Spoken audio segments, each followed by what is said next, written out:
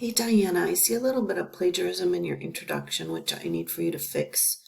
If you go into grades, go to Essay 1 Introduction, this assignment, and click on the little rectangle that says 37%. You will pull up a report that looks like this. Let's see, I've already clicked something, so I'm going to show you from the beginning. So when you first get there, you'll see some highlighted lines. And I know that some of it, like this sentence down here, is the template. I'm pretty sure. So that's okay.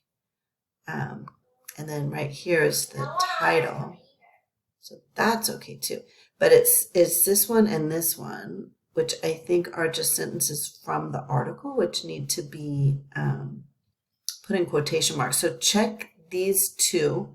Look at the original. See, make sure that I'm right, that they're word for word from the original, and then you put the quotations at the beginning and at the end, and you'll be fine.